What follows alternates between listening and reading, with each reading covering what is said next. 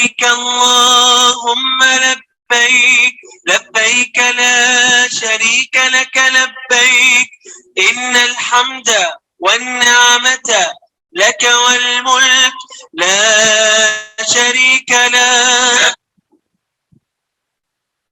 نحمده ونصلي على رسوله الكريم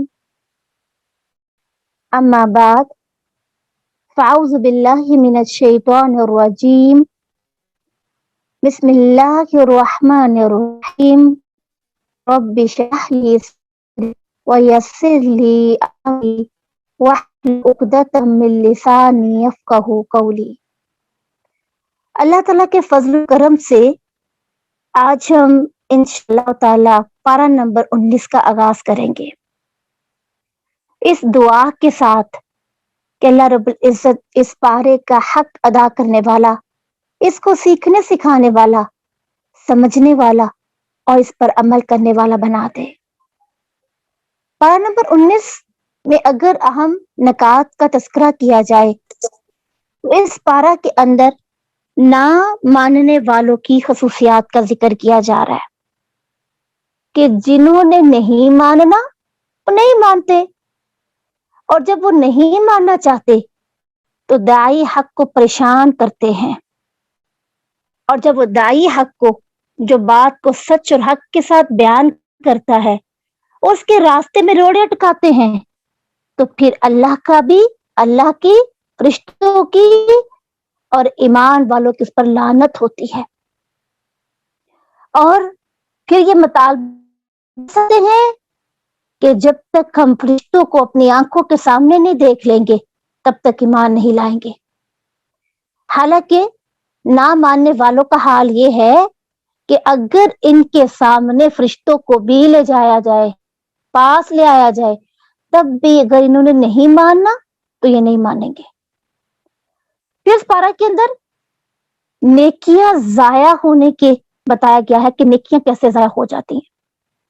تنہائی میں جب انسان حرام کام کرتا ہے تو حرام کام کرنے کی وجہ سے تہامہ کے پہاڑ اتنی نیکیاں بھی ضائع ہو جائیں گی، اگرچہ اس کے پاس اتنی نیکیاں جتنے پہاڑ ہوں وہ اللہ کے پاس لے کر آئے گا، لیکن چھپ چھپ کے جو حرام کاریاں وہ کرتا ہے اس کی بنا پر اس کی نیکیوں کو ضائع کر دیا گا۔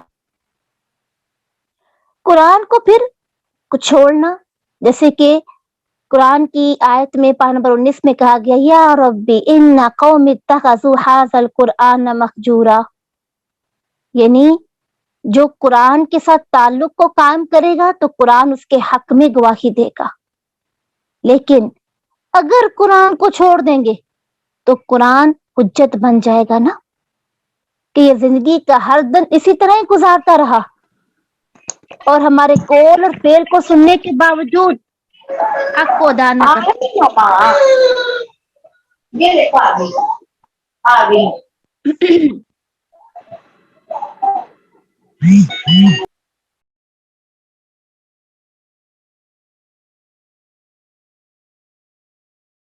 کو یہ چاہیے کہ وہ اللہ رب العزت نے جو احکامات اس پہ اتار دیے ہر دن اس کو پڑھے اور سنے اور اپنا ہر دن آنے والے دن سے بدلنے کی کوشش کرے، کیونکہ جس کا آج اس کے کل سے بہتر نہ ہوا وہ برباد ہو جاتا ہے۔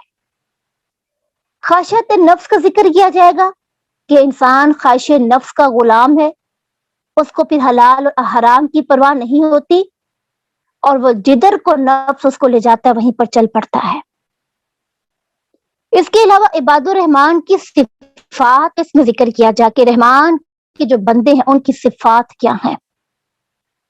برائی کا بدلہ انسان کیسے دے؟ عموماً برائی کا بدلہ انسان برائی سے ہی دیتا ہے، مگر اس پارہ کے اندر ہمیں برائی کا بدلہ نیکی کے ساتھ، ایمان کے ساتھ لوٹانے کا ذکر کیا گیا۔ موسیٰ علیہ السلام کا تذکرہ اس پارے میں ملے گا۔ اس کے علاوہ اس پارے کے اندر سلیمان علیہ السلام اور داؤد علیہ السلام کے شکر کا تذکرہ کیا جائے گا کہ علم کی نعمت پا کر الحمدللہ الذی فضلنا علی کثیر من عبادہ المؤمنین۔ پھر سلیمان پیغمبر کو اتنا فضل مبین مل جانا کہ پرندوں کی بولیوں کا بھی سمجھ آنا. اور پھر آج کے اس پارے کی دعا میں سلیمان علیہ السلام کی دعا کا تذکرہ کیا جائے گا، جس میں وہ کہتے ہیں ربی اوزعنی ان اشکر نعمتک التی انعمت علی وعلی والدی وان اعمل صالحا ترضاہ وادخلنی برحمتک فی عبادک الصالحین.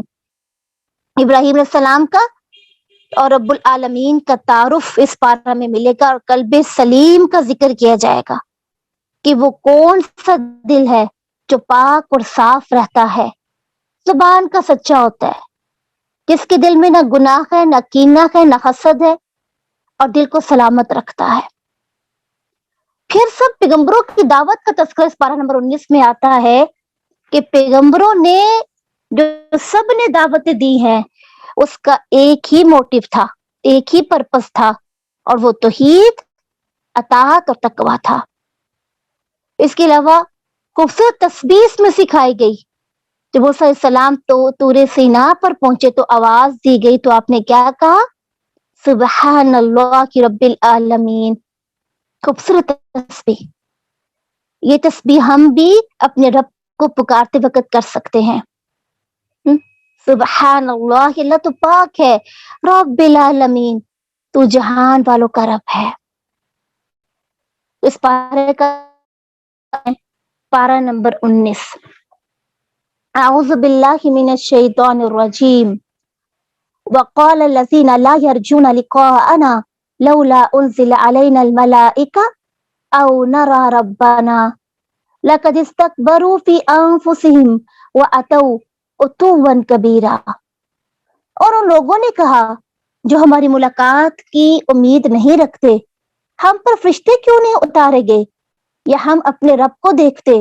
بلا شبہ یقیناً وہ اپنے دلوں میں بہت بڑے بن گئے اور انہوں نے سرکشی اختیار کی، اور وہ بہت بڑی سرکشی تھی.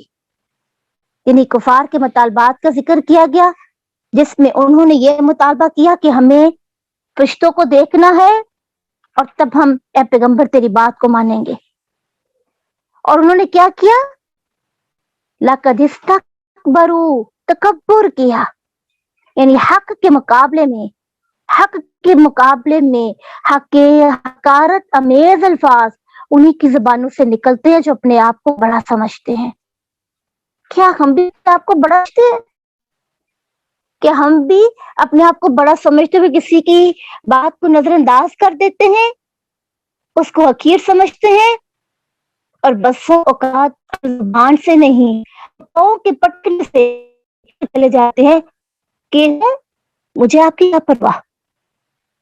اور اوقات آنکھوں کے اشارے سے ہم یہ بتا دیتے ہیں کہ میں تو بڑا ہوں، میری تو خواہشات بڑی ہیں، اور میں آپ کو کیا سمجھتا ہوں، کو بڑا ظاہر کر دیتی ہے. بسا اوقات بیوی اپنے شوہر کے سامنے اپنے آپ کو بڑا سمجھتی ہے اور رشتہ داروں کے سامنے اپنے آپ کو بڑا سمجھنے لگتے ہیں. تو ہم اپنے پاؤں کے پٹکنے کی آواز، اپنے آنکھوں کے اشارے، اپنے زبان کے الفاظ، ان پہ غور کریں. کیا ہم بھی مکہ کے کافروں کی طرح جو تکبر کرتے تھے، اپنے آپ کو بڑا سمجھتے تھے، کیا ہم بھی تو ایسا نہیں کر رہے؟ کیونکہ ان لوگوں کے لیے تو سخت عذاب کی یہاں پر بات کر دی گئی کہ یہ تو سرکشی کر رہے ہیں. وَأَتَوْا عُتُوًّا كَبِيرًا، یہ تو بہت سرکشی کرتے ہیں. اور پھر آگے کیا کہا گیا آیت نمبر 22 میں؟ یوم یرون الملائکۃ لا بشری یومئذ، جس دن وہ فرشتوں کو دیکھیں گے اس دن مجرموں کے لیے خوشی کی کوئی خبر نہ ہوگی، اور کہیں گے کاش ہمارے اور ان کے درمیان ایک مضبوط آڑ ہو جاتی. کیا مطلب ہے خوشی کی خبر مراد؟ یعنی جس دن ان کو موت آ جائے گی کافروں کو، اور یہ جو فرشتوں کے دیکھنے کی آرزو کیا کوئی خوشی مسرت نہیں ہوگی. کوئی خوشی کی خبر ان کے لیے نہیں ہوگی. کیوں؟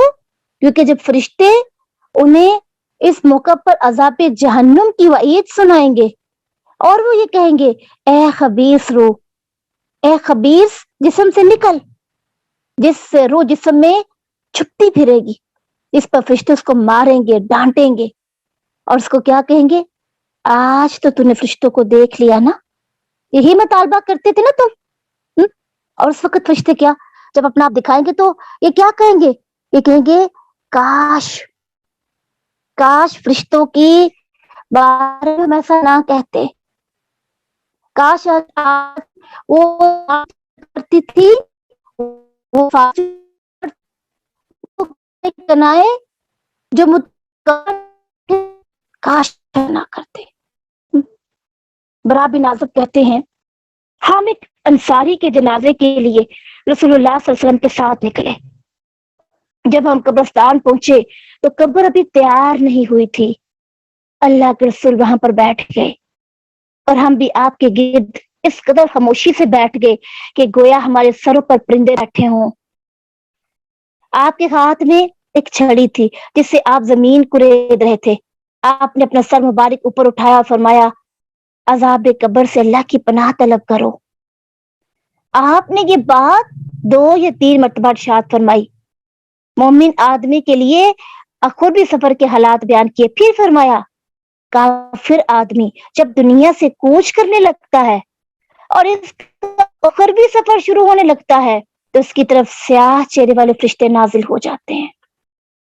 کبھی آپ نے سیاہ چہرے دیکھے کہ کسی کا چہرہ سیاہ ہو؟ جب کبھی ایسے لوگوں کو ہم دیکھتے ہیں نا جو کالے سیاہ ہوتے ہیں تو ہم سب کی نظر اس بندے پہ ٹک جاتی ہے اور ہم کہتے ہیں یہ کون سی قوم ہے. حبشی لوگوں کے بارے میں آتا ہے کہ ان کے چہرے سیاہ ہوتے ہیں، لیکن حبشیوں کے چہرے سیاہ ہونے کے باوجود بسا اوقات پرکشش ہوتے ہیں. لیکن ان سیاہی مائل چہروں پہ کوئی کشش نہیں ہوگی. سیاہ کالا رنگ. اور یہ سیاہ چہرے والے فرشتے جب اتریں گے تو ان کے پاس ایک ٹاٹ ہوگا، ایک کفن ہوگا اور وہ اس سے حد نگاہ کر فاصلے پر بیٹھ جاتے ہیں. یعنی اتنے فرشتے ہوں گے کہ جب اس کی جان نکلنے کا وقت ہوگا تو وہ فرشتوں کی جو جماعت ہے جن کے چہرے سیاہ ہیں وہ اس کو جہاں بھی وہ نگاہ دوڑائے گا ان کو وہ فرشتے نظر آئیں گے. پھر کیا ہوگا؟ اللہ کے رسول نے فرمایا ملک الموت آئے گا اور ان کے سر کے پاس بیٹھ جائے گا. یعنی جس نے روح نکالنی ہے نا، جو سردار ہے، اور وہ کہے گا اے خبیث روح نکل اور چل اللہ کے غضب اور غصے کی طرف. روح جسم کے اندر چھپتی پھرتی ہے. یعنی وہ کیا کہہ رہی ہے؟ روح مجھے تو نہیں جانا. آج ہمارا بھی جانے کو دل کرتا ہے کیا؟ اگر ہمیں کوئی یہ کہے کہ چلو اب تمہارے موت کا وقت قریب ہے تو دل کرے گا؟ کبھی بھی نہیں. تو اس وقت کوئی چارہ نہیں ہوگا، بچ نہیں پائیں گے اس موت سے. اگرچہ روح کا دل نہیں کر رہا کہ وہ جسم سے نکلے تو ملک اور موت اس کو روح کو نکال لیں گے. کیسے نکالیں گے؟ کانٹے دار لوہے کی سیخ سے، کانٹے دار لوہے کی سیخ سے اور گیلی اون سے باہر نکالیں گے. کبھی سوچے ذرا سا کانٹا پاؤں میں چبھ جائے تو جوتا پہنا نہیں جاتا نا، اور ذرا سا کیل اگر چبھ جائے تو ہم کہتے 2 دن تو اٹھا ہی نہیں گیا. اور اس کیل کی تکلیف سے بخار، شدت حرارت اور نہ جانے کیا کیا ہوتا ہے. تو یہ جو لوہے کی سیخ ہوگی اس کے ساتھ کانٹے بھی لگے ہوں گے اور ملک الموت اس کو اسی سیخ اور کانٹے سے نکالے گا.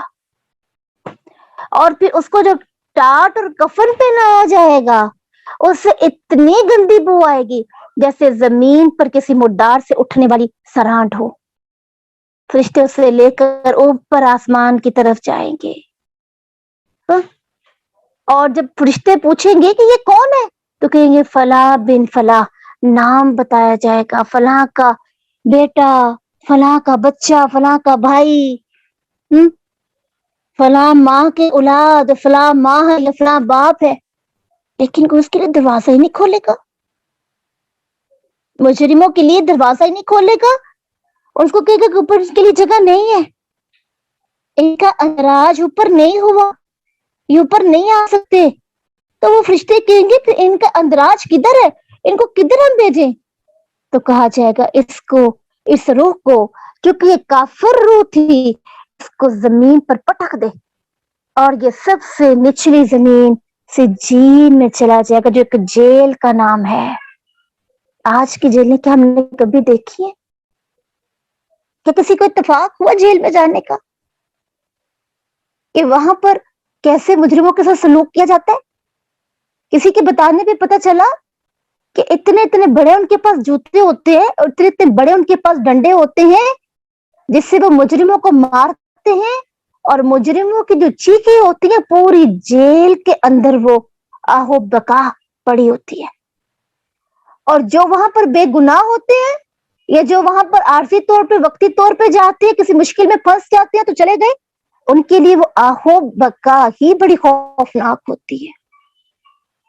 کبھی امیجن کریں کہ آج کی ہماری جیلوں میں مجرموں کے ساتھ جو حال ہوتا ہے، اور وہ آہو بکا جو پورے جیل میں پڑ چکی ہے، تو اس وقت کیا ہوگا جب سجین کی جیل میں ڈالا جائے گا. اور سجین کی جو جیل ہے اس میں صرف ایک کافر نہیں ہے، کتنے لاکھوں کروڑوں نہ جانے کتنے کافر جن کی آہو بکا چیخو پکار ہر ایک کی جدا جدا. تو چیخوں کے عذاب تکلیف کی شدت اس سب ہمیں وہیں پہ اور ان لوگوں کو ملے گا جو کافر ہوں گے اور جنہوں نے انکار کیا اللہ کی آیات کا. ذرا سوچے بیٹا، اس وقت وہ کیا کہیں گے؟ وَيَقُولُونَ حِجْرًا مَحْجُورًا، کاش ہمارے درمیان اور ان کے درمیان ایک مضبوط آڑ ہو جاتی، کاش ہمارے پاس نہ آتے. یہ وہی لوگ تھے نا جو فرشتوں کو دیکھنے کا مطالبہ کیا کرتے تھے، اور آج وہی لوگ ہیں کہ یہ جو دعا کر رہے کہ ہمارے درمیان ان کے درمیان آڑ ہو جائے. اور وہ کیا کہیں گے؟ وَقَدِمْنَا إِلَى مَا عَمِلُوا مِنْ عَمَلٍ فَجَعَلْنَاهُ هَبَاءً مَنْثُورًا، ہم اس کی طرف آئیں گے جو انہوں نے کوئی بھی عمل کیا ہوگا اسے بکھرا ہوا غبار بنا دیں گے. یعنی کافروں کے اعمال جو انہوں نے دنیا میں نیکی کیے ہوں گے ان کو غبار بنا کے اڑا دیا جائے گا. قیامت کے دن ان کی نیکی کی کوئی قدر نہیں ہے، کوئی قیمت نہیں ہوگی. اور ہبا کہتے ہیں جو روشن دان سے گھر کے اندر داخل ہونے والی سورج کی کرنوں سے محسوس کرتے ہیں، اور اگر انہیں کوئی ہاتھ میں پکڑنا چاہے تو یہ بھی ممکن نہیں ہے. یعنی کافروں کے اعمال کی حیثیت ان ذروں کی طرح ہے. اور ایک جگہ پہ کہا گیا کہ ان کے اعمال کی حیثیت یوں ہے جیسے کسی سراب میں صاف چکنے پتھر پہ کیا ہو، وہاں پہ کچھ بھی نہ ہو، صاف میدان، سراب صحرا. اعمال اس راہ کی طرح ہے جس پر آندھی والے دن میں ہوا بہت سخت تیز چلے. کیا کبھی ہم نے سوچا کہ وہ سخت آندھی سے کیا مراد ہے، اور وہ جو سراب ہوگا وہ کیسا ہوگا؟ جب کبھی خاموشی میں آپ کسی ایسی جگہ پہ جائیں جہاں پر درخت اور ان کے جھنڈ اور پہاڑ ہو اور پانی ہو، تو آپ کبھی ان کا شور سننے خوف آنے لگتا ہے. اگر آپ پانی کے شور کو سنو، کسی جھیل کے، کسی تالاب کے، کسی سمندر کے، جب وہ ٹھاٹھے مارتا ہے نا اور خاموشی ہو، تو اس ٹھاٹھے مارتے ہوئے سمندر میں بھی ایک خوف ہوتا ہے. آپ کبھی ہواؤں کی سرسراہٹ سنے؟ آواز پیدا کرتی ہے، ہوا سانس لیتی ہے، خوف آتا ہے. کبھی پتوں کی سرسراہٹ سنے کہ وہ کیسے سانس لے کے پکار پکار کے کہتی ہے اپنے رب کا کہنا مانو. کبھی کوشش کی کیا کبھی تنہائی میں کوشش کی ان سرسراہٹ کو سننے کی؟ تو یہ جو وہ خوف تو دنیا کے ہیں، لیکن ایک وہ خوف جو قبر میں قیامت پر کی سختیوں میں اور جان کنی کے وقت جو خوف ہوگا، جو کالے سے چہرے والے ہمارے سامنے اور قریب آ جائیں گے، تب کیا کریں گے؟ دنیا کے تو خوف ہم میں کیا کہتے ہیں، ماما اکیلے میں نے نہیں سونا، مجھے ڈر لگتا ہے، ماما بابا کیوں گئے ہیں، ہمیں اکیلے میں ڈر لگتا ہے۔ اور بس وقت بچے رات کو لائٹ بند کرنے نہیں دیتے کہ روشنی میں سونا ہے۔ ان بچوں کے ساتھ ہم کیا معاملہ کرتے کہ ان کو بتاتے ہیں بیٹا کہ یہ تو وہ روشنی ہے جو عارضی ہے، ایک روشنی وہ ہے جو قرآن کے ساتھ جڑی ہے، جو ہمیں قبر میں روشن کرے گی، اور اگر اس روشنی سے ہم فائدہ نہیں اٹھائیں گے جو قرآن کی ہے تو پھر اندھیروں میں سونا پڑے گا، اور وہ اندھیرے ہم کیسے برداشت کریں گے؟ اس وقت تو تسلی دینے والا بھی کوئی نہیں ہوگا، نہ باپ نہ ماں نہ بہن نہ بھائی، کوئی بھی نہیں ہوگا نا تسلی دینے کے لیے۔ اور پھر کیا کہا گیا؟ ساتھ ہی خوشخبری اصحاب الجنہ کے لیے بتا دی گئی، اصحاب الجنت یومئذ خیر مستقرا واحسن مقیلا۔ ہمیں اس دن کیا ہوگا؟ اس دن جنت والے ٹھکانے کے اعتبار سے نہایت بہتر اور آرام گاہ کے اعتبار سے کہیں اچھے ہوں گے۔ اللہ اکبر۔ سیدنا انس کہتے ہیں کہ اللہ کے رسول نے جہنمیوں کی صفیں بنا دی جائیں گے، اللہ کے رسول نے فرمایا جہنمیوں کی صفوں کو بنا دیا جائے گا، اہل ایمان کا ان پر سے گزر ہوگا، کوئی جہنمی کسی مومن کو دیکھ کر پہچانے گا تو اس سے کہے گا اے فلاں وہ دن یاد کر جب تو نے مجھ سے فلاں حاجت میں مدد مانگی تھی، اور کیا تجھے وہ دن یاد نہیں ہے جب میں نے تجھے یہ کچھ دیا تھا؟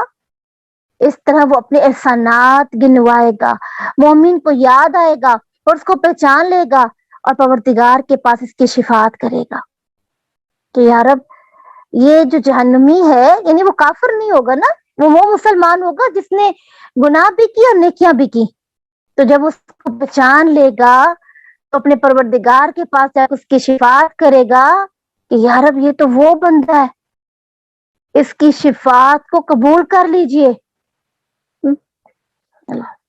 اب اللہ تعالیٰ کا حکم ہوگا تو اللہ تعالیٰ کا حکم ہوگا تو اللہ رب العزت اس کی سفارش کو، اس کی شفاعت کو قبول کریں گے، اور اگر اللہ تعالیٰ نہیں چاہے گا تو اس کی شفاعت کو ریجیکٹ کر دیا جائے گا۔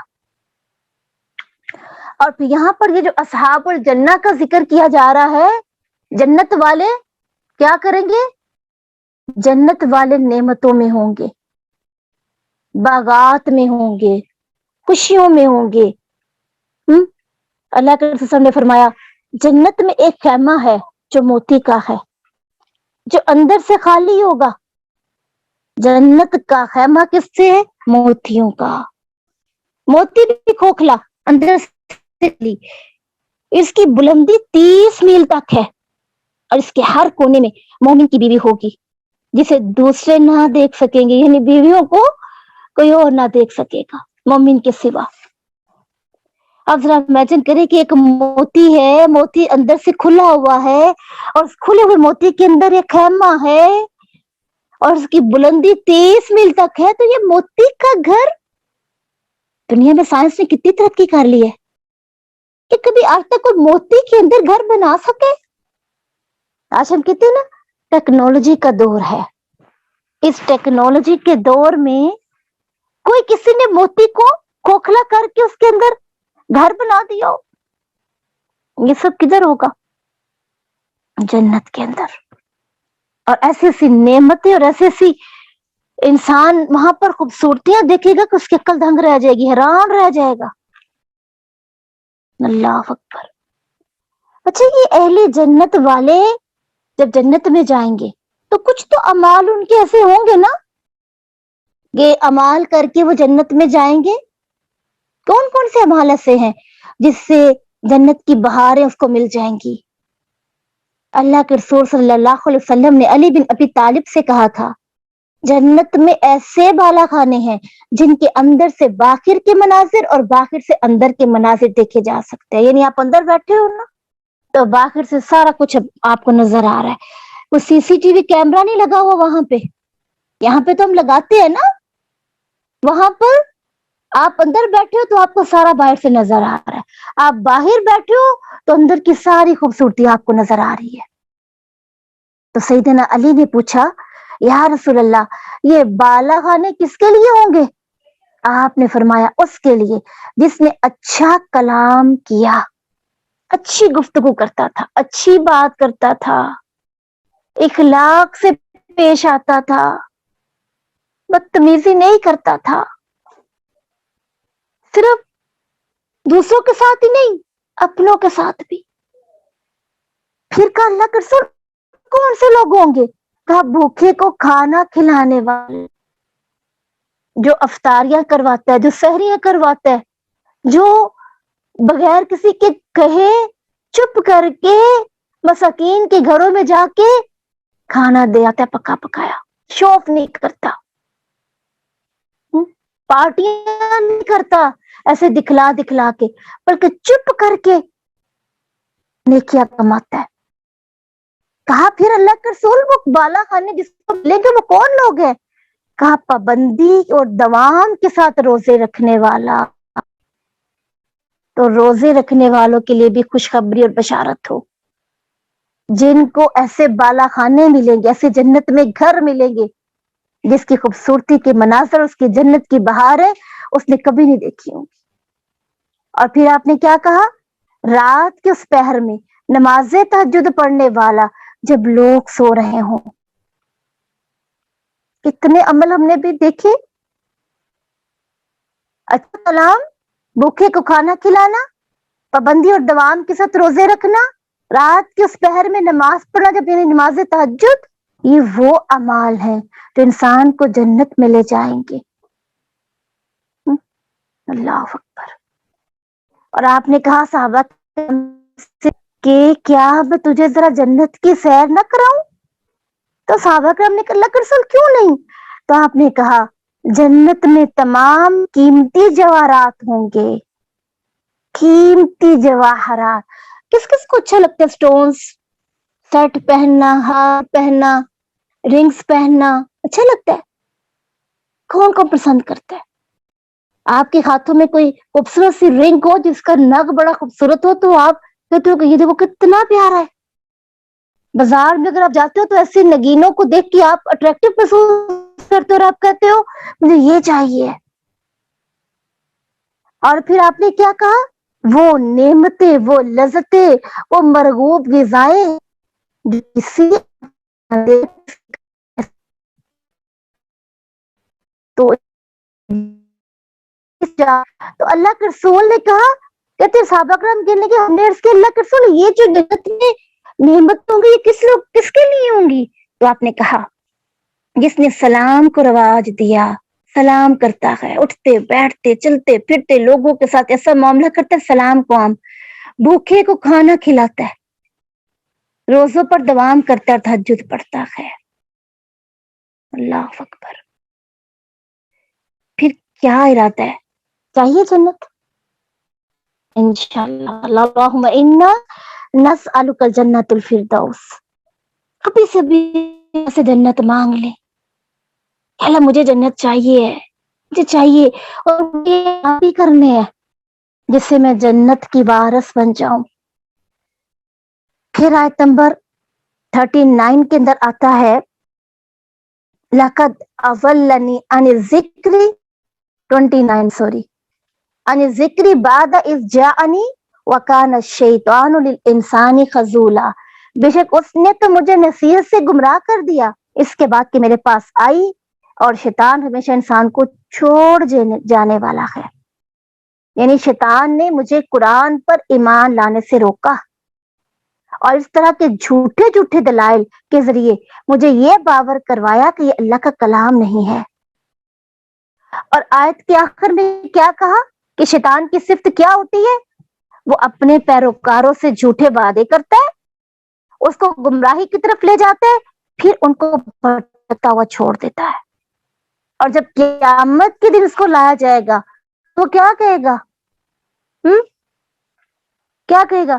صاف انکار کر دے گا. شیطان کہے گا جب سارے کام کا فیصلہ کر دیا جائے گا کہ بے شک اللہ نے تم سے وعدہ کیا سچا وعدہ اور میں نے تم سے وعدہ کیا تو میں خلاف ورزی کی اور تم پر کوئی غلبہ نہ کیا، یعنی تمہارے خلاف میں نے کوئی ایسا کام نہیں کیا، اور میں نے تمہیں کب کہا تھا کہ تم میری بات مانو، مجھے ثبوت دو کہ آج ہمیں شیطان ہمارے پاس آ کے یہ کہتا ہے کہ میری بات مانو، وہ کیا کرتے ہیں؟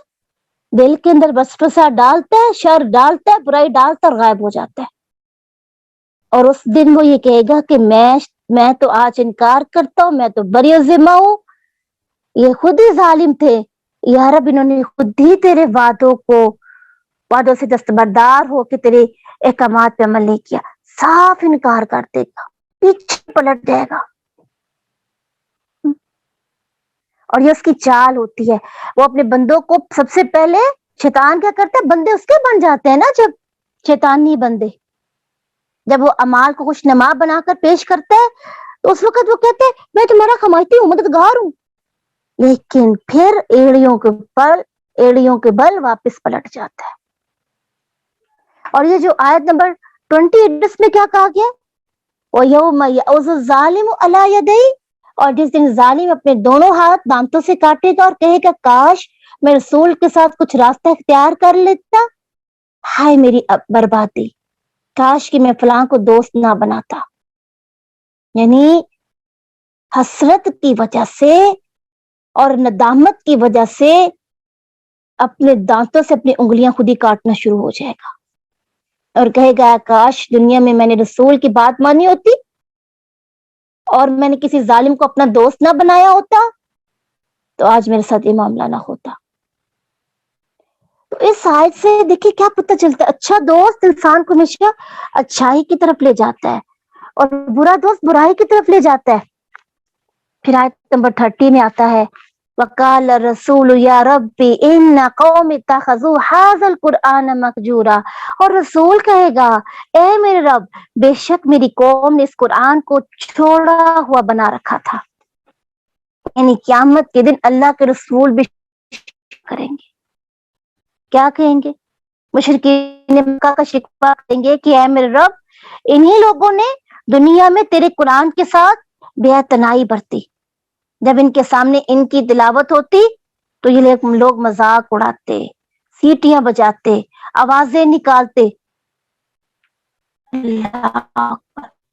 لیکن اس کے باوجود اللہ کے رسول کا اللہ کے عذاب کو بڑھا دے گا. حجر قرآن کہتے قرآن کو چھوڑ دینا، غور سے نہ سننا، ایمان نہ لانا، عمل نہ کرنا، انہیں اپنے تمام معاملات میں سے فصیل نہ ماننا، فیصلہ اس کا نہ قبول کرنا، اس پہ غور و فکر نہ کرنا. اللہ اکبر. اور پھر آگے کہا گیا وقال الذین کفروا لولا نزل علیہ، اور ان لوگوں نے کہا جنہوں نے کفر کیا یہ قرآن اس پر ایک ہی بار کیوں نہ نازل کر دیا گیا، اسی طرح ہم نے اتارا تاکہ ہم اس کے ساتھ تیرے دل کو مضبوط کریں، اور ہم نے اسے ٹھہر ٹھہر کر پڑھا، خوب ٹھہر کر پڑھنا. یعنی مشرکین مکہ کے اندر ایک یہ بھی ان کے اندر کبر تھا کہ تورات، انجیل اور زبور تو ایک ہی بار مکمل نازل کی گئی ہے، تو قرآن کو ایک بار کیوں نہیں نازل کیا گیا. تو اس کے سوالات کا جواب اللہ تعالیٰ کیا دیتے ہیں کہ ان کی جو اعتراضات ہیں یہ محض کفر اور عناد کی وجہ سے ہیں. قرآن پاک کو ہم نے آیاتوں میں صورتوں کی شکل میں اس لیے نازل کیا تاکہ آپ کے دل کو اس سے تقویت پہنچے، آپ کی ہمت افزائی ہوتی رہے، اس کا یاد کرنا، اس سے سمجھنا، اس پر عمل کرنا آپ کے لیے آسان ہو جائے، یہ وجہ تھی. اور امت کی یہی وجہ تھی، قرآن کو وہ آسانی سے پڑھے گا، ٹھہر ٹھہر کے پڑھے گا تو اس کے لیے قرآن کا سمجھنا سیکھنا آسان ہو جائے گا. اب آپ خود دیکھیں اگر ایک دم سے میں یہ سارا قرآن ان سارے کا تو آپ دیں گے کیوں؟ کیونکہ ہمیں یہ مشکل ہے کہ میں تو یاد بھی نہیں ہے، ہمیں بھلا چکے ہم. تو اللہ یہ قرآن تھوڑا تھوڑا کر کے اس لیے اترا تاکہ اس کے ساتھ اس کے دل کو جما دے، قرآن کی آیات دل میں بیٹھ جائے، انسان عمل کرنا شروع ہو جائے. اللہ اکبر. یہ اس کی وجہ ہے. اور پھر آیت نمبر اگر ہم دیکھیں 63 کے اندر عباد الرحمن کی صفات کا ذکر کیا گیا ہے. وَعِبَادُ الرَّحْمَنِ الَّذِينَ يَمْشُونَ عَلَى الْأَرْضِ حَوْنًا وَإِذَا خَاطَبَهُمُ الْجَاهِلُونَ قَالُوا سَلَامًا. رحمان کے بندے کون ہوتے ہیں؟ جو زمین پر نرمی سے چلتے ہیں، اور جب جاہل لوگ ان سے بات کرتے ہیں تو کیا کہتے ہیں؟ سلام ہے. یعنی عباد الرحمان، عباد کا مطلب کیا؟ رحمان کے بندے کیا کرتے ہیں؟ متکبر نہیں ہوتے، اکڑتے نہیں ہیں. جب چلتے ہیں تو سکون اور وقار کے ساتھ چلتے ہیں. ایسا ہوتا ہے نا کہ کسی کی چال ایسے چل رہا ہوتا ہے تو جوتوں کو گھسیٹ گھسیٹ کے چلتا ہے، اور بس اوقات ایڑی کو مار مار کے زمین پہ چل رہا ہوتا ہے نا، کہ سب کو اپنی طرف متوجہ کرنے کے لیے. اکڑ کی ایک وجہ یہ جو پائل اور پازیبے پہن کے انسان چلتا ہے، تکبر کی چال، اور اس کا سارا شور جو ہوتا ہے کسی کے دل پہ اتر رہا ہوتا ہے، یہ بھی تکبر کی علامت سمجھی جاتی ہے.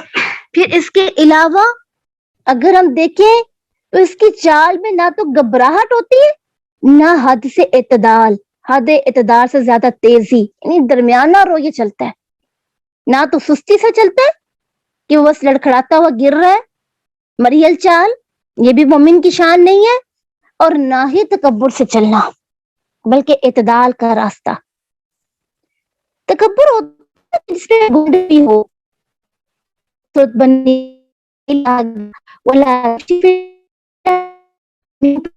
چلو زمین جو اوپر ایسا ہے اس کا، اور اس پیٹ کے اوپر اللہ نے دے دیے. جب زور سے جوتے مارتے ہیں تو یہ قیامت کے دن یہ بھی زمین گواہی دے گی نا کہ اگر تکبر سے ماریں گے، اکڑ سے ماریں گے تو یہ ہمارے خلاف کھڑی ہو جائے گی. مخلوق ہے نا، اور مخلوق کو تکلیف زمین پر اکڑ کر نہ چلو. اسے جب زمین کو پھاڑا جائے گا اور اس کے اوپر سے پہاڑوں کو اتارا جائے گا تو یہ زمین بھی تیرے حق میں، یہ تیرے خلاف گواہی دے سکتی ہے. اور اللہ تعالیٰ بھی اکڑنے والوں سے، فخر کرنے والوں سے محبت نہیں کرتا. لیکن ہاں جو میانہ رو ہیں، جن کی چال میں میانہ روی ہے اور اپنی آواز میں ان کی میانہ روی ہے، تو پھر ایسے لوگ ہیں متقی اور مومن. اور سورۃ فرقان میں ہی کہا گیا کہ وہ کیا کرتے ہیں؟ والذین لا یشہدون الزور واذا مروا باللغو مروا کراما. اور وہ جھوٹ میں شریک نہیں ہوتے، جب وہ بیہودہ کام کے پاس سے گزرتے ہیں تو باعزت گزر جاتے ہیں. اور یہ جو کہا گیا نا وَإِذَا خَاطَبَهُمُ الْجَاهِلُونَ قَالُوا سَلَامًا، یعنی جب لوگ جہالت کا ثبوت دیتے ہوئے ان سے بری بات کرتے ہیں تو وہ جواب میں اسی طرح کی بری باتیں نہیں کرتے، بلکہ عفو درگزر سے کام لیتے ہیں، اچھی بات ہی کہتے ہیں. خُذِ الْعَفْوَ، اللہ کے رسول صلی اللہ علیہ وسلم نے فرمایا ایک شخص اکڑتا ہوا اپنے ایک ہی رنگ میں چلتا ہوا گزرتا ہے، اپنے بالوں کو لٹکاتا ہوا فخر کے ساتھ، تکبر کے ساتھ، اور اپنی چادر کو ٹخنوں سے نیچے اٹکا لیتا ہے اور فخرانہ انداز سے نکلتا اور گزرتا ہے کہ اچانک اللہ تعالیٰ اسے زمین میں دھنسا دیتا ہے. اب وہ قیامت تک زمین میں دھنستا چلا جائے گا. یہ کون تھا؟ یہ وہ بادشاہ تھا جس کو اللہ تعالیٰ نے اتنی دولت دی تھی کہ اس چابیاں اس کی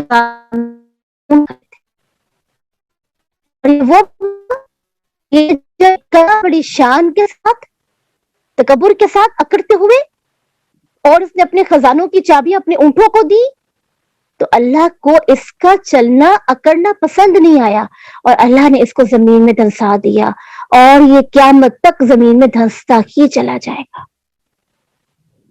کیا پتہ چلتا ہے؟ اکڑ اور تکبر اللہ کو پسند نہیں ہے نا. اور یہ جو کہا کہ وہ جہالت کا ثبوت نہیں دیتے، یعنی کچھ لوگ جب لغو بات کرتے ہیں، بری بات تانے دیتے ہیں، تو وہ کیا کرتے ہیں؟ اس بات کے جواب میں اس کو بھی برا بھلا کہنے لگ جاتے ہیں.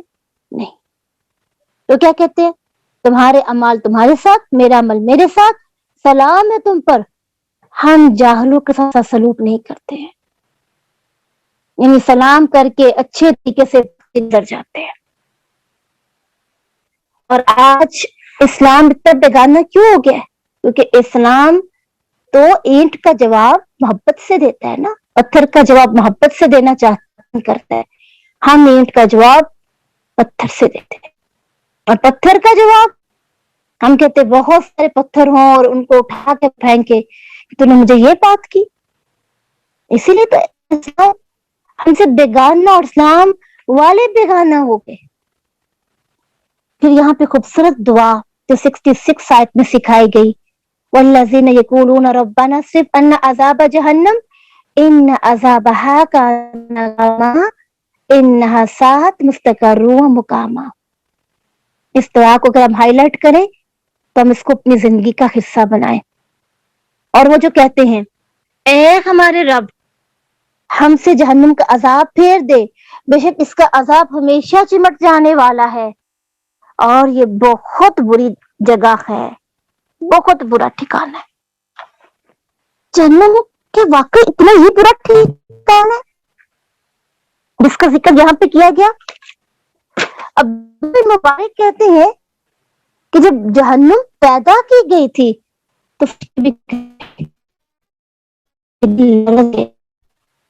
اور جب آدم علیہ السلام کی تخلیق ہوئی تو فرشتوں کو سکون ہوا. اور جہنم کا خوف تو صحابہ کو ٹکنے نہیں دیتا تھا.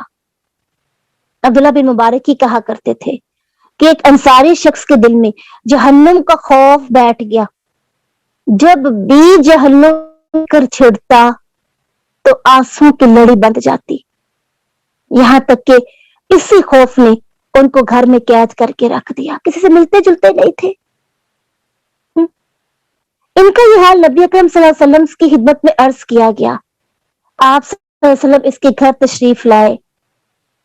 آپ جیسے ہی گھر میں داخل ہوئے وہ نوجوان آپ کے ساتھ لپٹ کر رونے لگا، جہنم کے خوف سے رونے لگا، یہاں تک کہ جان سے خار اٹھا، یعنی کہ وفات پا گیا. اللہ کے رسول نے فرمایا اپنے ساتھی کی کفن دفن کا انتظام کرو، یہ جہنم کے خوف کی جہنم کے خوف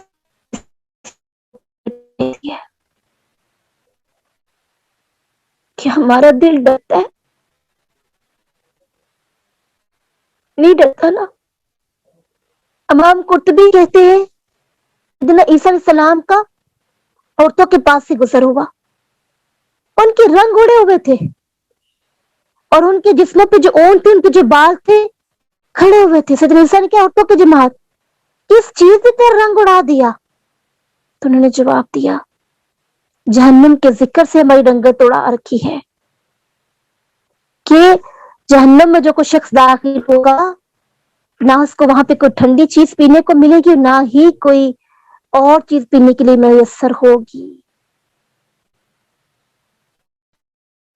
سب سے چیز ہم چاہتے پانی،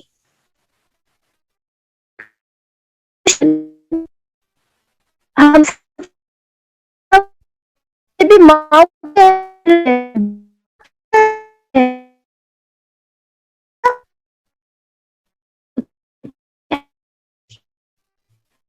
اور وہ عورتیں کھوگے اگے کو نہیں ملے گا، ان کے دل ٹکڑے ٹکڑے ہو جاتے ہیں اس سے. اور آج تو ہمارے اندر ہمارا جسم کا بھی کوئی کامتا ہے، ٹکڑے ہوئے. اللہ رب العزت غاشیہ میں کہتے ہیں نا یستسقا من عین آنیہ، موٹے چشمے کا پانی ان کو پلایا جائے گا اور خاردار جھاڑ کے سوا کوئی پانی ان کو پلایا جائے. ایک جھاڑی ہوگی کانٹے والی، وہ ان کی خوراک ہوگی. اللہ اکبر. اس لیے تو اس پناہ مانگی گئی ہے کہ ہمیں اس عذاب سے بچا، یہ تو ایسا عذاب ہے تو چمٹ جائے گا جو اترے گا نہیں. اور پھر آگے کیا کہا گیا والذین اذا انفقوا لم یسرفوا، اور جب کہ وہ خرچ کرتے ہیں تو نہ فضول خرچی کرتے ہیں نہ خرچ میں تنگی کرتے ہیں، اور ان کا خرچ اس کے درمیان معتدل ہوتا ہے. یعنی وہ مال خرچ کرنے میں اعتدال کا رویہ اختیار کرتے ہیں، نہ فضول خرچی کرتے ہیں، نہ بخل کرتے ہیں، اپنے عیال کو تنگی میں ڈالتے ہیں۔ سیدنا جعفر کہتے ہیں کہ ظلم سے بچو کیونکہ قیامت کے دن ظلم تاریکیوں میں ہو جائے گا، اور بخل سے بچو کیونکہ بخل نے تم سے پہلی قوموں کو برباد کر دیا۔ زیادہ کنجوس یا حد سے زیادہ اسراف کرنا یہ اللہ کو پسند نہیں ہے۔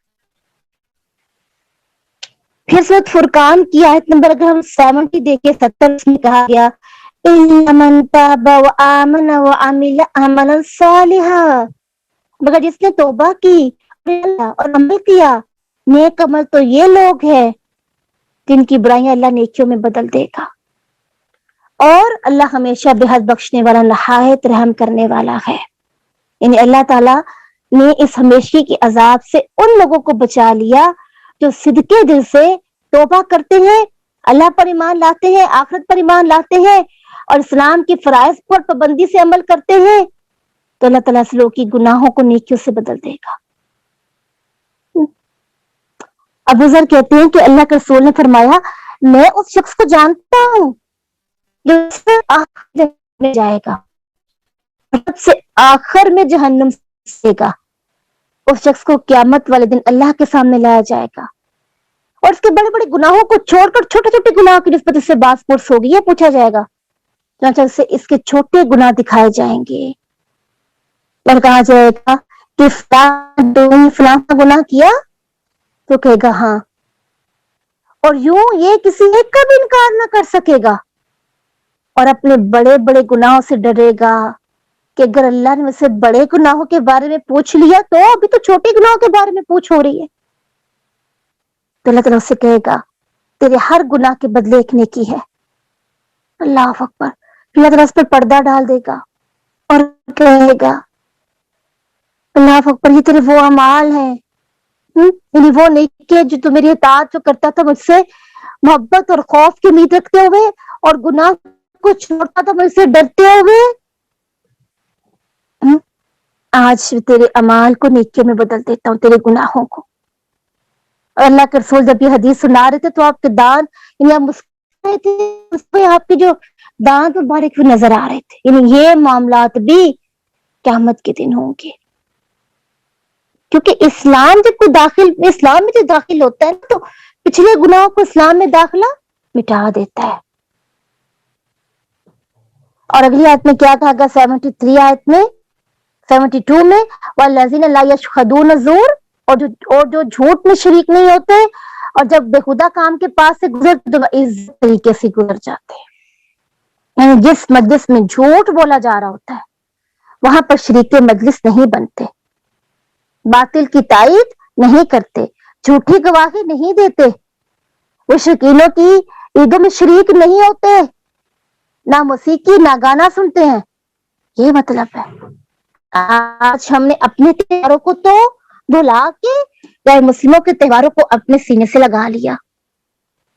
آج ہم اگر ان کے تہواروں کو دیکھیں تو 1 جنوری ہو، 10 ڈے ہو، بسنت کا تہوار ہو، کوئی ہولی کا تہوار ہو، شادی بیاہ کے موقع پہ یہ جو ہمارے تہوار تو جو ڈیکوریشن پیس اور نہ جانے کیا کیا معاملات ہم اس کے خالی کرتے ہیں، تو یہاں پہ کہ واللہ والذین لا یشهدون الزور، مومن تو ان کی عیدوں میں شرکت نہیں کرتا، مومن کے جھوٹے باطل عقائد کو نہیں مانتا۔ الذین لا یشهدون جاتا ہے بس مجھے نہیں چاہیے، مجھے ایسی برائی نہیں چاہیے، ایسی لغویات نہیں چاہیے، شر اور شر کے بعد جہنم میں ٹھکانا ہو۔ اور آیت نمبر 73 میں کیا کہا اور جب ان کے سامنے رب کی قبول وہ ہوتے ہیں نا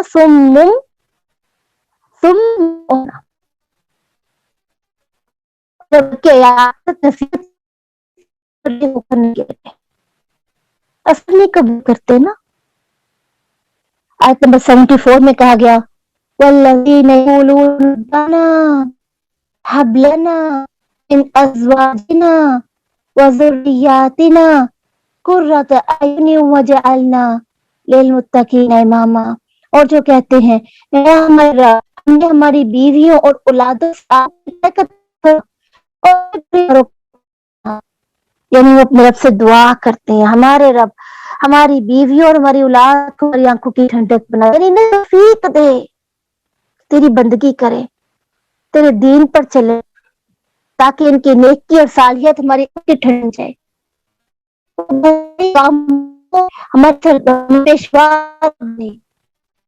ہمارے اولاد کو عطا فرما اور نیکیوں کا سردار بنا دے، تاکہ یہ لوگ خیر اور صلاح کے کاموں میں ہماری اتباع کرنے والے بن جائیں.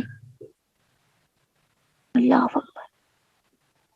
ابو ہریرہ کہتے ہیں نا کہ اللہ کے رسول نے فرمایا جب انسان مر جاتا ہے تو اس کا عمل اس سے کاٹ دیا جاتا ہے سوائے 3 کاموں کے، ایک صدقہ جاریہ، دوسرا وہ علم جس سے اس کے بعد والے بھی نفع اٹھائیں، اور تیسرے نیک اولاد.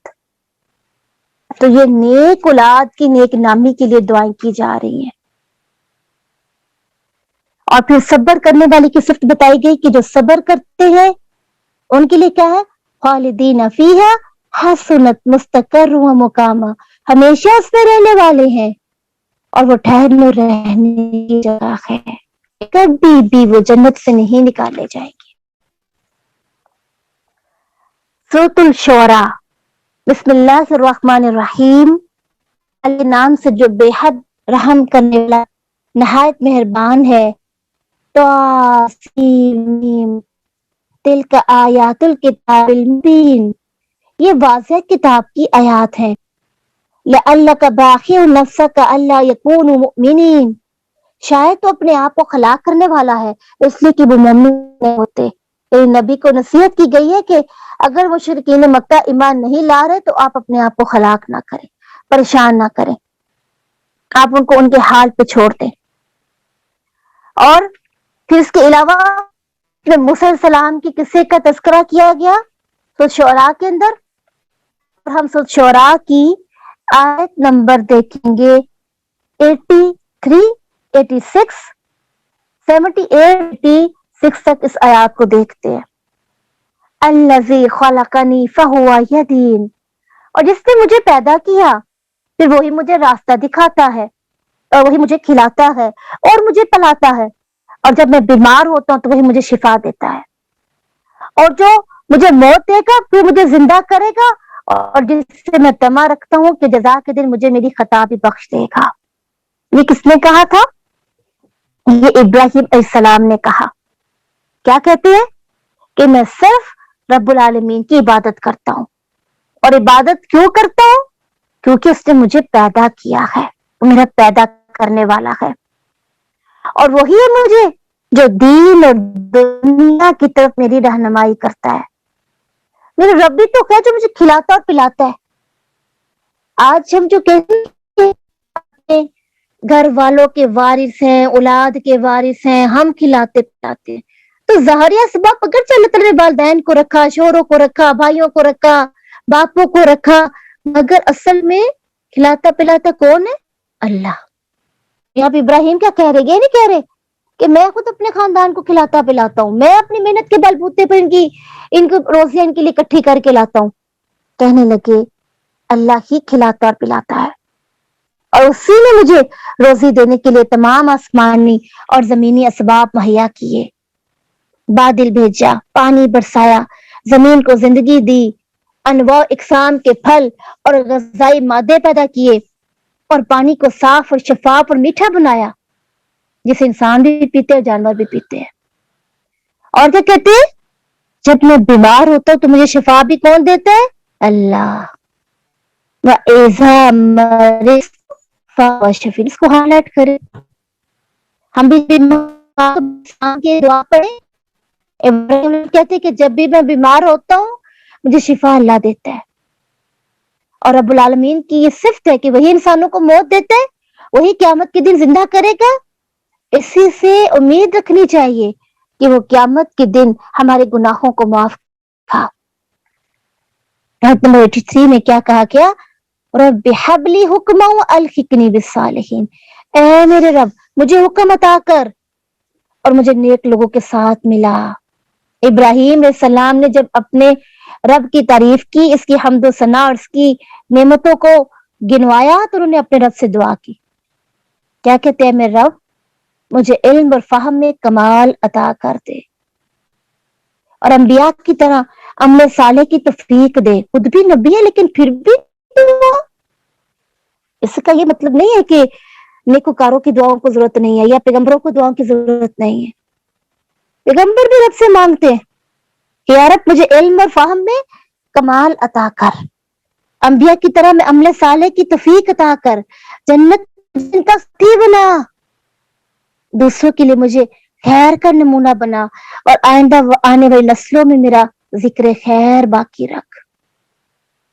یعنی لوگ مجھے اچھے القاب سے یاد کریں، اچھے ناموں سے پکاریں، کیونکہ اچھے لوگوں کو جب اچھے ناموں سے پکارا جاتا ہے تو ان کی گواہیوں کو بھی کاؤنٹ کیا جاتا ہے. اور آگے والی آیات میں کیا کہا گیا؟ وَاجْعَلْ لِي لِسَانَ صِدْقٍ فِي الْآخِرِينَ وَاجْعَلْنِي مِنْ وَرَثَةِ جَنَّةِ النَّعِيمِ وَاغْفِرْ لِأَبِي إِنَّهُ كَانَ مِنَ الضَّالِّينَ. اور پیچھے آنے والوں میں میرے لیے سچی ناموری رکھ اور مجھے جنت کی وارثوں سے میں سے وارث بنا، اور میرے باپ کو بخش دے، یقیناً وہ گمراہوں میں سے تھا. یعنی اس دنیا میں ایسے اچھے کام میں کر سکوں کہ بعد میں آنے والے لوگ جب میرا ذکر کرے تو اچھے الفاظ میں کرے. اور سیدنا ابراہیم علیہ السلام کی یہ دعا حرف بحرف قبول ہوئی. دنیا کے اکثر اہل مذہب ان کو اپنا دینی پیشوا سمجھتے ہیں، ان سے محبت کرتے ہیں، ان کی تعریف بیان کرتے ہیں.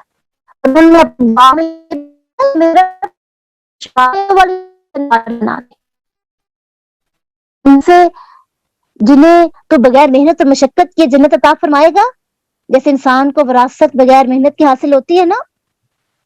وراثت میں محنت کرتے ہیں نا، والدین سے جو اس کو وراثت ملتی ہے بغیر محنت کی مل جاتی ہے. تو کیا کہہ رہے ہیں؟ یا اللہ مجھے جنت میں نعمتوں کا وارث بنا. یعنی میں محنت کر بھی لوں، جتنی بھی کروں، تب بھی وہ میں تیری محنت کا تو ادا نہیں کر سکتا نا. یعنی یار مجھے ایسے اعمال کی بھی توفیق دے، محنت والے اور بغیر محنت کے بھی تو جنت ادا کرنے پہ قادر ہے. جیسے انسان کو وراثت بغیر محنت کے مل جاتی ہے، تو ہم تھوڑی بھی اگر تیری عبادت کریں، فرائض پر ہی صرف عمل کریں، تو بھی تو قادر ہے نا جنت دینے پہ. اور ابراہیم علیہ السلام نے یہاں پہ اپنے باپ کی مغفرت کے لیے بھی دعا کی نا، کہ یا رب میرے باپ کو بھی بخش دے. لیکن سورۃ توبہ میں ابراہیم علیہ السلام کو منع کر دیا گیا تھا باپ کے لیے دعا کرنا. کیوں؟ کیونکہ آپ نے کہا تھا، اللہ تعالیٰ نے حکم دیا تھا کہ وہ اللہ کا دشمن تھا. ابراہیم تو اس کے لیے دعا، یعنی مشرک کے بارے میں دعا کرنے سے بھی منع کر دیا گیا کہ اس نے شرک کیا، اس کے بارے میں دعا مت کر. آیت نمبر 87 سے 89 میں آتا ہے وَلَا تُخْزِنِي يَوْمَ يُبْعَثُونَ، اور مجھے رسوا نہ کر جس دن لوگ اٹھائے جائیں گے، جس دن نہ کوئی مال فائدہ دے گا نہ بیٹے، مگر جو اللہ کے پاس سلامتی والا دل لے کر آئے. إِلَّا مَنْ أَتَى اللَّهَ بِقَلْبٍ سَلِيمٍ. ابراہیم نے اپنی دعا میں یہ بھی کہا کہ اے میرے رب، جس دن لوگ قبروں سے اٹھائے جائیں گے اس دن لوگوں کے سامنے مجھے رسوا نہ کرنا. پیغمبر ہو کے یہ بات کہہ رہے، پیغمبر ہو کے، نبی ہو کے کہہ رہے کہ یا رب مجھے لوگوں کے سامنے رسوا نہ کرنا، قیامت کے دن مجھے عذاب نہ دینا، اس دن نہ مال کام آئے گا نہ اولاد.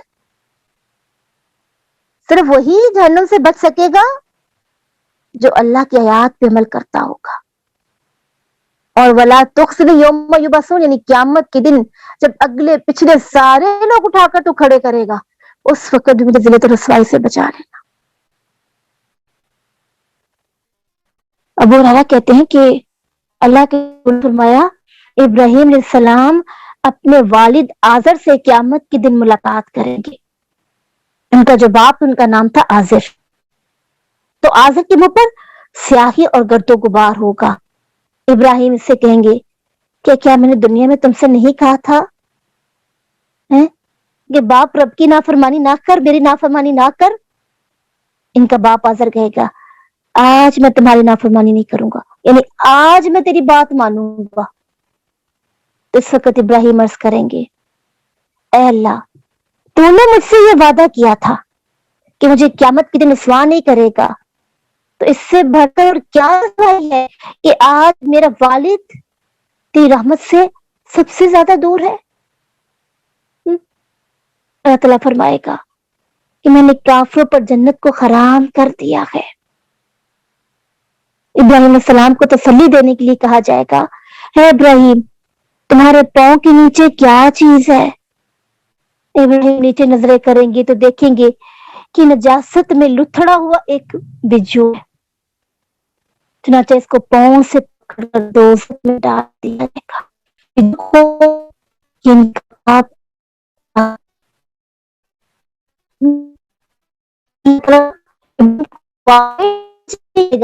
क्योंकि ये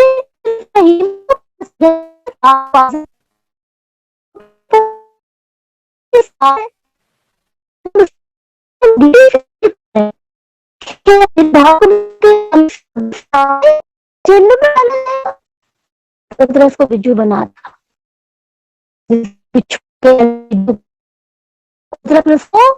इंसानी शक्ल में नहीं, यूं फेंक देख गए जन्नत में ताकि मेरा, लेकिन अल्लाह का वादा पूरा होके रहेगा। अल्लाह का वादे की खिलाफ से नहीं करता। काफिर के लिए जहन्नुम है, उनको जन्नत में नहीं डाला जाएगा। अल्लाह अकबर, कितनी बड़ी बात है ना। और जिन वालिदैन के बच्चों को उनकी आंखों के सामने, और जिन बच्चों के सामने उनके वालिदैन को डाला जाएगा, क्या वो खुश हो रहे होंगे?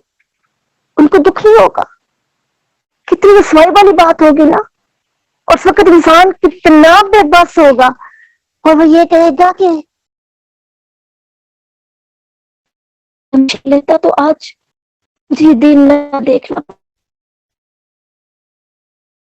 कि मेरी आंखों के सामने मेरे बच्चों को, मेरी औलाद को, मेरे बड़ों को, मेरे छोटों को ढाला जा रहा है और मैं कितना बेबस हूं, मैं उनको छुड़वा नहीं सकता।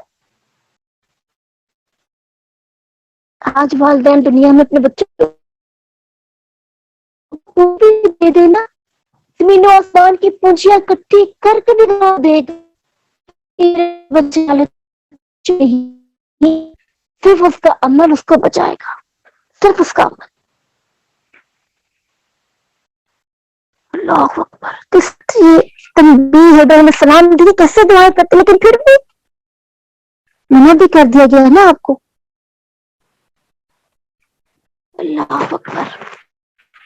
और फिर इसके अलावा ये कहा जाएगा आयत नंबर 315 में, 315 में शुरा की वक़्फ़िज़ जनाहका लिमन इत्तबअका मिनल मुमिनीन, और अपना बाजू उसके लिए झुका दे जो ईमान वालों में से तेरे पीछे चले।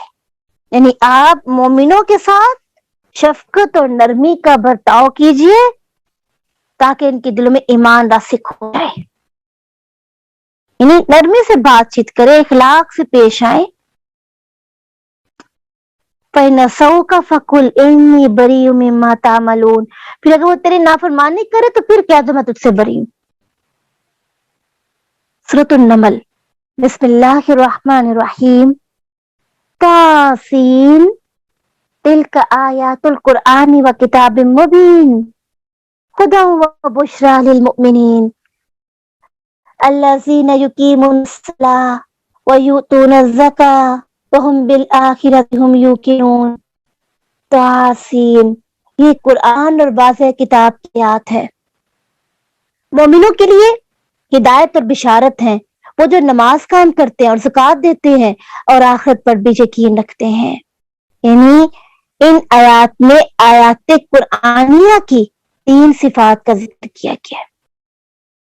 पहली सिफ्त ये है कि लोग इन आयात की तिलावत किया करेंगे। दूसरी सिफ्त ये कि कुरान भी दिगर आसमानी किताबों की मानिंद एक किताब है जिसे अल्लाह ने अपने रसूल محمد رسول اللہ صلی اللہ علیہ وسلم پر نازل کیا. اور تیسری صفت یہ ہے، یہ قرآن ایک واضح کتاب ہے جس نے عقیدہ، توحید، عبادات اور دیگر احکامات شریعت کو کھول کھول کر بیان کر دیا ہے. اور پھر اس میں نماز کا ذکر کیا گیا، پھر اس کے اندر جو ہے وہ زکوٰۃ کا ذکر کیا گیا اور ایمان کا ذکر کیا گیا. اس کے علاوہ سورۃ نمل کے اندر جو قصہ ہمیں ملتا ہے وہ سیدنا داؤد علیہ السلام اور سلیمان علیہ السلام پیغمبر کا قصہ. آج ہم تھوڑا سا سیدنا داؤد علیہ السلام اور سلیمان علیہ السلام کے بارے میں جانتے ہیں کہ سورۃ نمل میں، نمل کا مطلب چونٹی ہے، چونٹی، جو کہ سلیمان علیہ السلام چونکہ بولیوں کو جانتے تھے تو وہ چونٹیوں کی بولیوں کو بھی جانتے تھے. سلیمان علیہ السلام کے بارے میں آتا ہے یہ دمشق کے تھے، دمشق میں یہ پیدا ہوئے. اور اللہ تعالیٰ نے یہ جو کہا ہے نا کہ ہم نے سلیمان کو داؤد علیہ السلام کا وارث بھی بنایا اور ہم نے سلیمان کو پرندوں کی بولیاں سکھا دی. یعنی سلیمان پیغمبر کیا تھے کہ وہ پیغمبروں کی پرندوں کی بولیوں کو سمجھتے تھے اور دوسروں کو سمجھا بھی دیتے تھے. دوسرا یہ تو سلیمان علیہ السلام کو داؤد علیہ السلام کی جو وراثت ملنے کا تعلق ہے، اس کا مطلب ہے نبوت اور بادشاہت ان کو ملی وراثت میں اپنے باپ کے سلیمان علیہ السلام کو. اس سلیمان علیہ السلام میں آتا ہے کہ اپنی مخلوقات کے علاوہ بھی دوسری مخلوقات کی اللہ رب العزت نے بہت طاقتیں دے رکھی تھی. اور اس کا جو لشکر ہوتا تھا سلیمان علیہ السلام کا، یہ اپنے اپنے لشکر میں جن بھی رکھتے تھے، انسان بھی سوار ہوتے تھے سواریوں میں، اور دھوپ اور گرمی میں سے بچانے کے لیے پرندے ان پر سایہ کرتے تھے. اتنا ان کی ایک جماعت تھی، پروٹوکول تھا سلیمان علیہ السلام کو.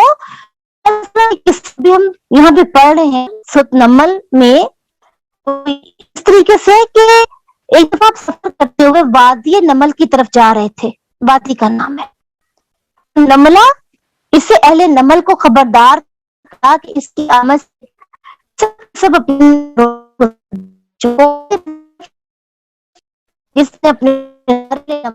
چونٹیوں کی جو ایک جماعت تھی ان کو کہا کہ جب سلیمان علیہ السلام اس جگہ سے گزریں گے آپ اپنے اپنے بلوں میں گھس جانا تاکہ انہیں ہمارا پتہ چل سکے. کے ساتھیوں کو ان کا انہوں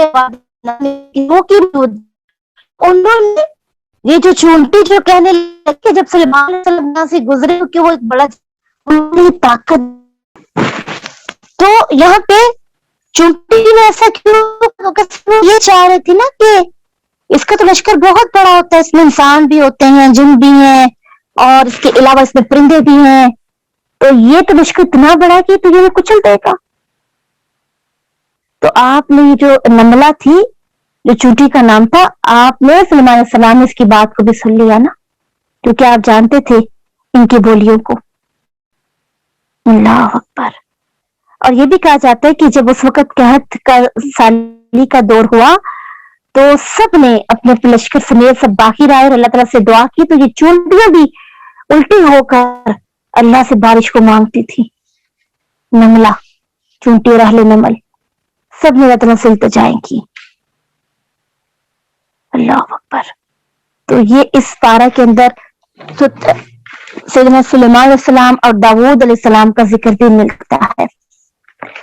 اور سلیمان علیہ السلام کے بارے میں یہ آتا ہے چونکہ ان کو اللہ تعالیٰ نے بادشاہت دی تھی، تو ان کے دور میں جیسے آج ہم کہتے ہیں نا کہ ہوائی جہاز کا تختوں کے پر بیٹھ کے وہ ہوائیں اس کو لے کے اٹھتی تھی تخت کو. یعنی ہواؤں کے اللہ نے اتنی طاقت رکھی تھی کہ یہ تختوں کو اڑا لے جاتی اور وہ تخت کے اوپر بیٹھ کے وہ دراز ملکوں کی سیر کر کے آتے. پھر اس کے علاوہ اس پارہ کے اندر اس چیز کا ذکر کیا جا رہا ہے کہ اللہ کے علاوہ کوئی اور نہیں جس کو نہ پاتے ہوئے ہم اس کو سنوا سکیں. جیسے مثال کے طور پہ آیت نمبر 81 میں آتا ہے انک لا تسمع الموت ولا تسمع الصم الدعاء اذا ولوا مدبرین. بے شک تو نہ مردوں کو سناتا ہے نہ بہروں کو اپنی پکار سناتا ہے جب وہ پیٹ پھر کر پلٹ جائے، اور نہ تو کبھی اندھوں کو ان کی گمراہی سے راہ پر لانے والا ہے. تو نہیں سنائے گا مگر انہیں کو جو میرے آیات پر ایمان رکھتے ہیں. پھر وہ ایک تو یہ کہ جب انسان اللہ کی آیات کا انکار دیتا تو پھر وہ بہرا جاتا ہے اور کو مدعا لوگوں کو سنتی. اگر آپ کسی کو مردے کو اس کی قبر میں پکار رہے ہو تو کیا سنے گا؟ جیسے کوئی مجھے بتا رہا تھا کہ کسی کی بیٹی کی ڈیتھ ہو گئی اور چونکہ اس کا سارا وقت بیرون ملک گزرا، جب وہ پاکستان آتی ہے تو اس کی بیٹی کی ڈیتھ ہوتی ہے، تو اس کو قبر میں جب دفن کیا گیا تو جب وہ قبر کو دیکھنے گئی تو کہتی ہے کہ ماما کیا میں اپنی بیٹی سے بات کر سکتی ہوں؟ کیا میں اس کو قبر کو کھول کے دیکھ سکتی ہوں؟ تو ماں کہتی ہے نہیں بیٹا، جو ایک دفعہ اس قبر میں ڈال دیا جاتا ہے، اس قبر مٹی ڈال دی جاتی ہے، وہ نہ تو سن سکتے، نہ ہی وہ آپ سے باتیں کر سکتے اور نہ ہی آپ اس کی باتیں سن سکتے، نہ وہ آپ کی سن رہا ہے، تو مردہ ہے، بے جان ہے. اب آپ کا اس کا ملاپ صرف ایک ہی موقع پہ ہوگا، یا جنت کے قریب یا جہنم کے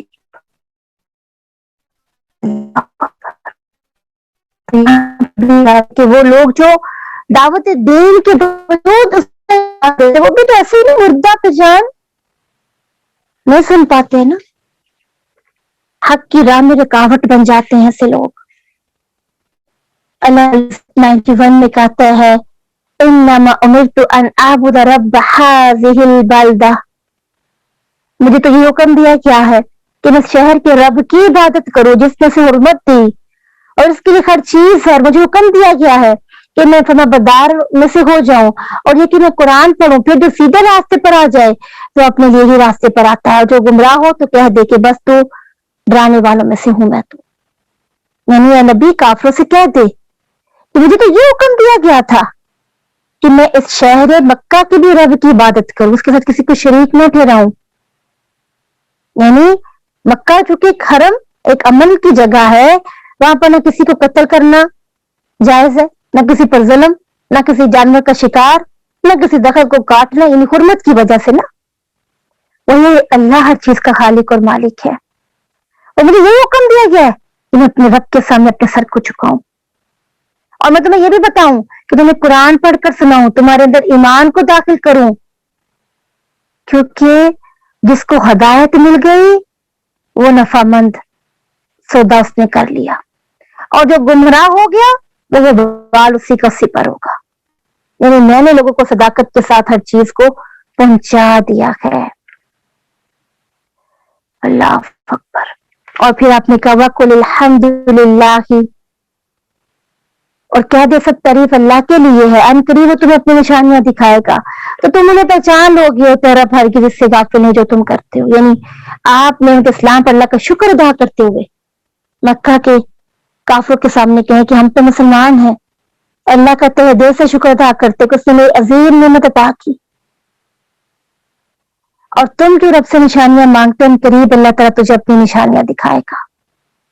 اور جن فرشتوں کے آنے کا تم مطالبہ کرتے ہو یہ فرشتے بھی تجھے پیٹھوں پر تیرے چہروں پر جب ضربے لگائیں گے اور جب تجھے عذاب کے مزے کے چکھنے کو کہیں گے اس وقت تم اپنے انجام کو دیکھو گے، حالانکہ تم اپنے رب سے اور اس کے آیات سے غافل ہو چکے ہو، اپنے اعمال سے غافل ہو چکے ہو، اور تمہیں تمہارے اعمال کا بدلہ ضرور عطا کیا جائے گا. یہ پارا اس کے اندر اور بھی بہت ساری چیزیں جیسے قوم عاد کا قصہ بھی آتا ہے، سمود کا بھی آئے گا، قوم شعیب کا جس کا تذکرہ ہم پیچھے بھی پڑھ چکے ہیں، اور موسیٰ علیہ السلام کا تذکرہ. سب سے زیادہ جس قوم کا تذکرہ آیا ہے قرآن پاک میں موسیٰ علیہ السلام کی قوم کا ہے، کیونکہ سب سے زیادہ بنی اسرائیلیوں نے ستایا، اور اللہ کے رسول کو سب سے زیادہ کس نے ستایا؟ اہل مکہ نے. تو آپ کو موقع کی مناسبت سے تسلیاں دینے کے لیے کہ جس طرح آپ اہل مکہ پریشان کرتے ہیں موسیٰ علیہ السلام کو بھی بنی اسرائیل ایسے پریشان کیا کرتے تھے، لیکن آپ غم نہ کریں، اپنے مشن کو جاری رکھیں اور اسلام کو پھیلاتے رہیں.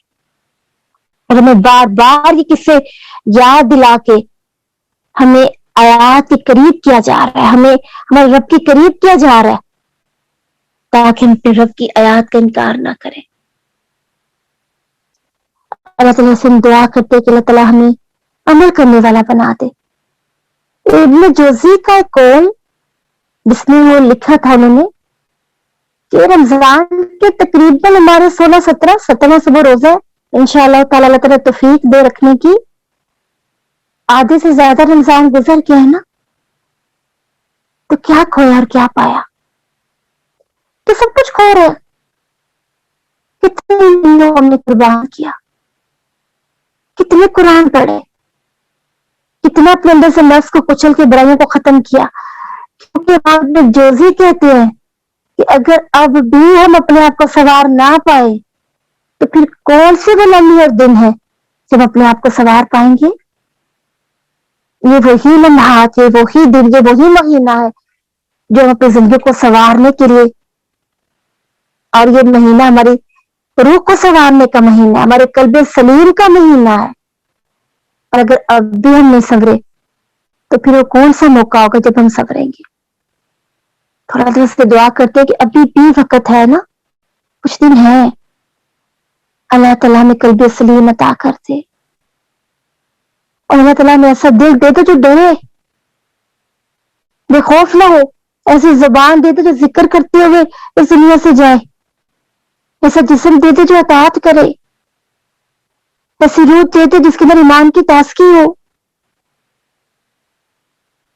اللہ تعالیٰ نے نیکوکاروں میں شامل کر لے، ہمارے لیے بھی جنت کیسے بالا خانے تیار کرتے جو پیچھے ہم نے تذکرہ کیا، کیسے امال کرنے والے بنا دے جو ہم بھی جنت کے وارث بن جائیں.